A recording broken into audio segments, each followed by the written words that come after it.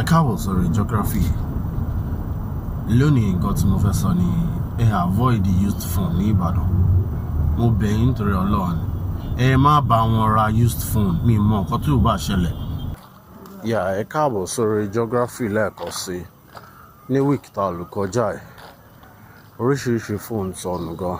So mo dẹ̀ mọ̀ pé ọ̀pọ̀lọpọ̀ èèyàn náà máa wà eager láti ra phone mi. And at the same time, ṣe mọ̀ pé ọmọ condition country wa ń sìn àti situation of things like kò sówó ń gbòòrò, a lè ti fowó ṣe ilé atọ́. And the next alternative everybody máa rẹ̀, especially àwọn tó bá sọ fóònù, òun ni kó sáré ra used phone kan tó yìí máa lò. Now mo kàn fẹ́ ká mọ̀ ní wípé ibi tẹ́ bá ti ń ra used phone yẹn, ṣe mọ̀ pé stolen phone ti pọ̀ ní circulation because àwọn tí wọ́n jí phone, àwọn phones tí wọ́n jí yẹn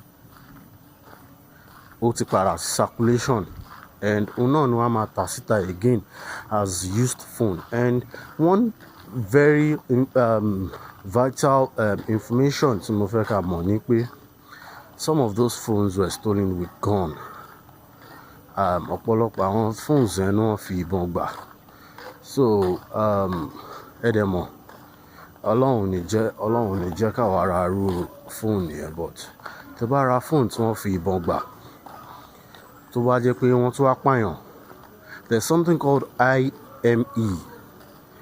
Ṣé rí IME phone, wọ́n lè fi track phone. I'm 100% sure pé wọ́n lè fi track phone. So tó máa fi IME track ẹ̀, tó wá bá ní ọwọ́ wa nítorí pé àwọ̀ pé owó ò tí sí ká ra phone, used phone, which is mo mọ̀ pé most of the used phone tó wà ń tà ń sàn àwọn tó wọ́n jágbà lórí street, àwọn tí wọ́n fi bọ̀ gbà and other things náà làwọn phones are. So buying it right now is too dangerous. I just want us to know pé ó dangerous láti lọ ra phone àlòkù because mọ condition phone yẹn, and orúkọ kan ẹyọ kan tó máa pamọ́ gbogbo ẹ̀ náà ni pé UK used ni. So mo kàn fẹ́ ká wà aware pé ẹjọ́ ń torí Ọlọ́run, avoid buying used phone. Ọlọ́run ń jẹ́ ká rí ọ̀rọ̀ ọlọ́pàá ò ní gbọ́. And tó bá wá ṣẹlẹ̀ pé dandan owó wa ò ká new phone, new used phone náà la fẹ́ rà, ẹ jẹ́ ká make sure pé ara ní reliable place. Ẹ má yẹn ká ra phone lórí títì. That's number one. The number two part of it ni pé tá bá tún ra phone, tá bá fẹ́ ra used phone yẹn kó jẹ́ ká gba receipt. Ṣé mọ̀ pé tá bá ti gba receipt, a kàn máa tender receipt, and at the same time kò sí bí èèyàn ṣe lè tender receipt náà téèyàn ní sun station tí irú used phone yẹn bá lọ ní murder case dání. Mo mọ̀ pé ẹ understand nǹkan tí mo sọ.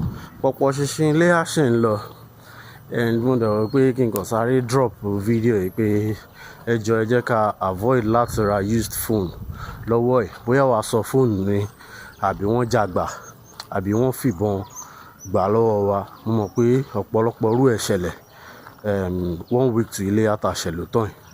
So mo kàn fẹ́ fi opportunity one wà níbi kájọ because àmọ́ bóyá murder case wà ní fún ìtọ́jàgbà. Okay, seriously, kàkà tí a máa fi sọ pé a fẹ́ ra used phone, alternative kan wà.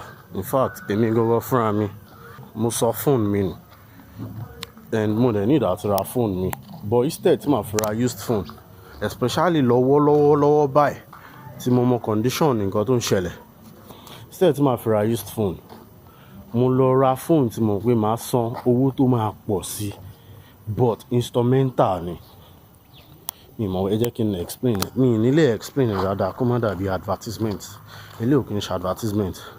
There's something called easy buy. Easy buy yẹn ni pé ẹ máa sanwó díẹ̀, ó máa fún yín phone. Tó bá dẹ̀ tó fún yín phone, ẹ máa bẹ̀rẹ̀ sí san owó phone yẹn díẹ̀ like monthly. Though tó bá yẹ pé phone 100,000 naira, ẹ máa padà san owó tẹ́ máa fi padà san ó yìí máa over 110 or 115. Èmi ò mọ̀ pa rate wọn, but ẹ lè check it out. So ó ní mo lọ gbà, and mo dẹ̀ mọ̀ pé tẹ́ǹtì bá ṣẹlẹ̀ sí fóònù tí mo gbà màá fi rẹ́kọ̀dù bí mo ṣe ń sanwó ẹ̀ and other stores. Màá kàn ra fi hàn àwọn ọlọ́pàá ní tí mo dẹ̀ wọ́n kò sí nǹkan tó lè ṣẹlẹ̀ sí new phone because the receipt ẹ̀ èmi mo já nínú nylon, ojú mi náà yẹn já nínú nylon tí mo test ẹ̀. Because àwọn ọlọ́pàá máa bẹ̀rẹ̀ sí ní track most of those phones anytime from now. Ibi tó bá dẹ̀ ti bá ọwọ́ ẹni tó máa ti bá ni ló máa forí kó.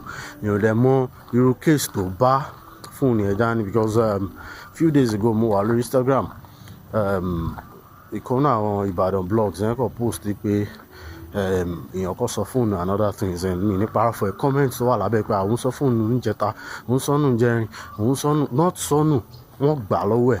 Kò dẹ̀ ń ṣe pé àwọn kan wà níbẹ̀ tẹ́ pé wọ́n ṣe pé wọ́n jàgbá mi tó ti ń make call àbí nǹkan kan fi ìbọn gbà ni. So irú àwọn phones yìí máa ti wà ní circulation. Tí èèyàn bá lọ ra irú àwọn phones yìí ẹ ti understand nǹkan tí video yìí wà all about. Mi fẹ́ kó gùn jù. So tó bá ṣẹlẹ̀ pé a fẹ́ ra phone, used phone, ẹ jẹ́ ká gba receipt.